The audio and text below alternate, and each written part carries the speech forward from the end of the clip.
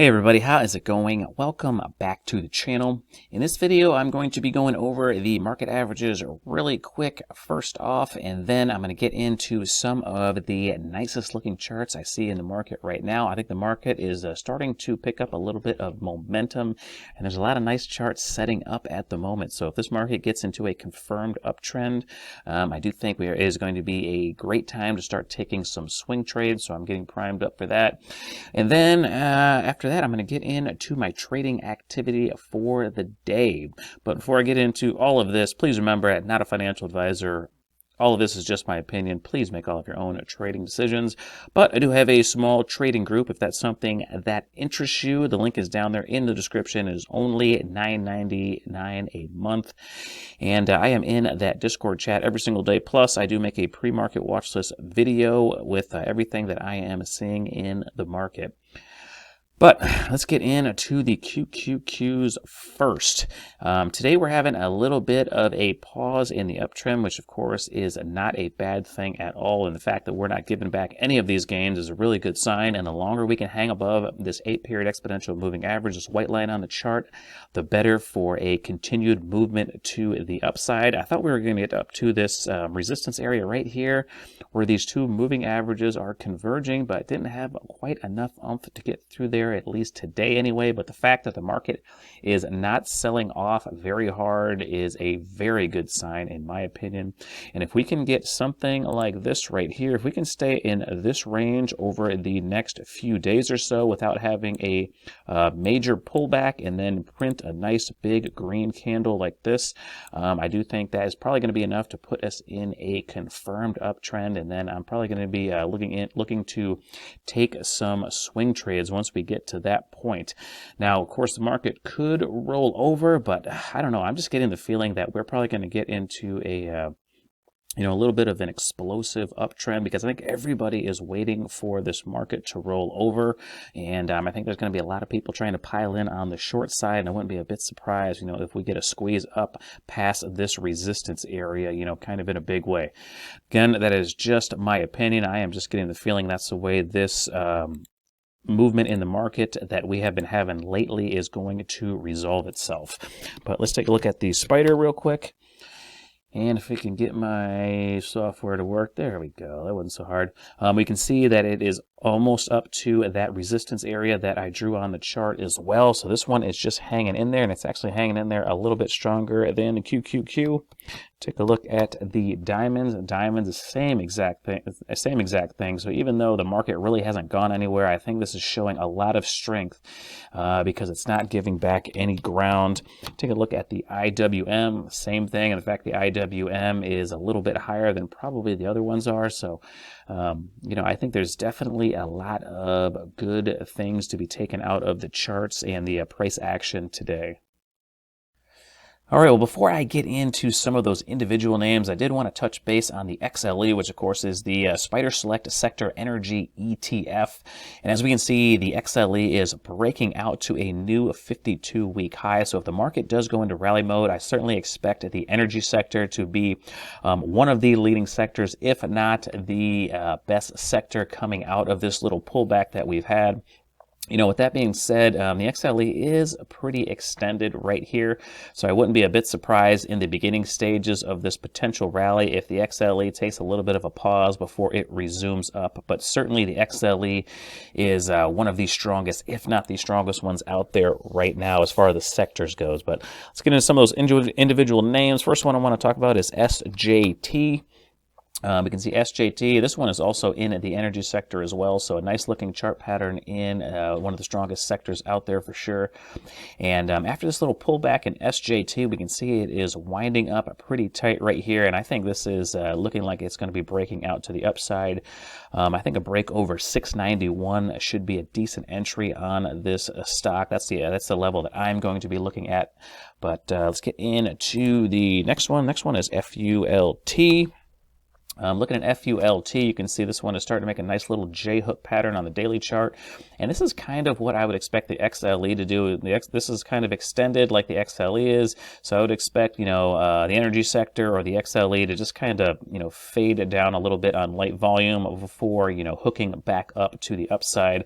But FULT is in the regional banking sector, and the regional banks is also one of the stronger sectors out there. So FULT is looking pretty good. What I would want to look for on FULT is a break above 1821. I think a break above 1821 should continue the move to the upside, and hopefully push it towards those new 52-week highs. That's the level that I am watching anyway. Next one I want to talk about is CVI. CVI is also in the energy sector. You can see CVI is actually doing a little bit of what I would look for in FULT.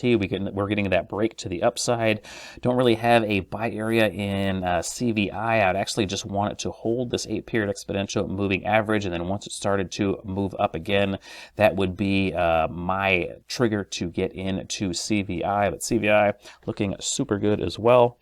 Next one is Wells Fargo, WFC. You can see Wells Fargo, after pulling back to the support level, has now blasted above the 8-period exponential moving average. So this one looks like it is going to be one of the stronger stocks if we do get into rally mode in the rest of the market averages. It's already above the 8-period exponential moving average. So what I would want in Wells Fargo is just a hold above that average, and if it makes another green candle, should be able to swing past this old 52-week high right around $59 a share. Next one I want to get into is MPC.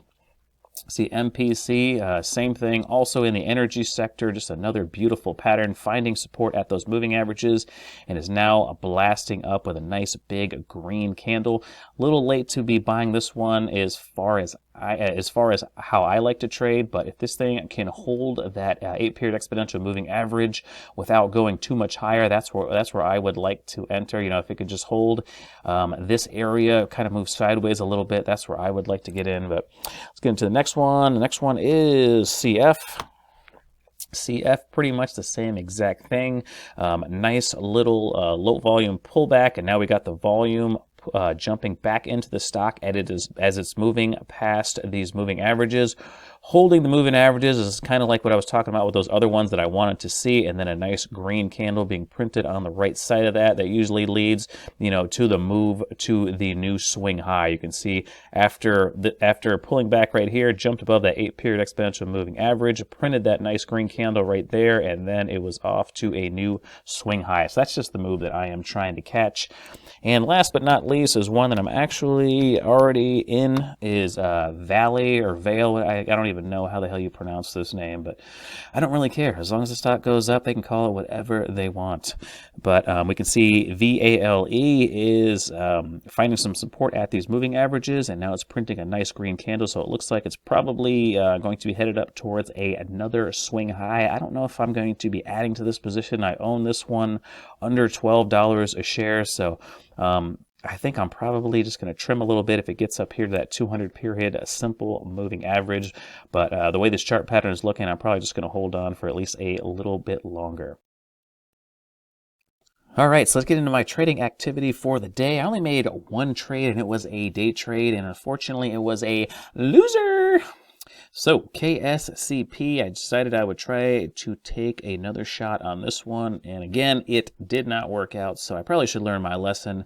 And another thing, if you follow my channel, you know I like to buy stocks when they are gapping up, not when they are gapping down, so I deviated from my system at taking this trade, but there wasn't a whole heck of a lot going on my watch list, and I thought this one was making a pretty bullish pattern, so I took a shot, but unfortunately it did not work out. But let's go to the minute chart, show you what I was thinking and what happened in this trade.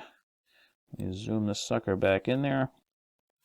All right, so KSCP had this big gap down in the morning. It looked like it was going to roll over, but we had a reversal and it continued to move sideways. So I saw this little ceiling right here, and then I figured I would put in an order to buy if it broke above it. I thought there'd be a pretty good chance of it actually getting close enough to fill this gap from the previous day, which was way up there. I certainly wasn't going to hold on to it that long. I'm just trying to get a quick gain. But I got stopped in at $16.95. I actually put in an order to be stopped in at $16.86, so that wasn't the best fill in the world. I had my order to sell right about here at $17.83, so right about right there, and it almost made it. It made it to $17.60 before it turned around, and then it just crashed and stopped me out at $16.55 for a loss of about 2.5%. So not a very big loss, but I just deviated from the system a little bit because I was kind of bored, and those are things that you probably should resist the urge of doing if you are a professional trader, because over the long haul, drifting from your system, a proven system that works for you, usually doesn't pan out very well. But, I was actually watching another stock. Let me see if I can go back to the daily, go back to that stock. I was watching WBX. This one was gapping up. These are the ones I usually like to trade, but I was in that other trade, so I kind of missed this one. It gapped up to the 21-period exponential moving average and then found resistance right away. I was watching it kind of fall, and then I figured it probably wasn't going to trigger into a decent trade, but it actually made a pretty nice setup. Let's go to the 2-minute chart, and I'll show you what it was looking like. Let me zoom back here, but we can see that WBX, let me see if I can situate this, had this big gap up, hit that 21-period exponential moving average on the daily, and then just continued to fall, found some support, and then started to make a nice little rounded bottom. It had this nice little ceiling right here, and if I was following this one like I should have been, I probably would have been stopped in right here, right around 12.45. And as we can see, the stock moved up from there, so I had plenty of opportunities to, get the profit that I like to get on these day trades. So this is the one that I probably should have taken. I probably shouldn't have did the other one, but oh well, no big deal. I will get the next one. But that is my trading activity for the day. If you guys have any questions for me, please leave it down there in the comments section, and I will get back to you as soon as I can.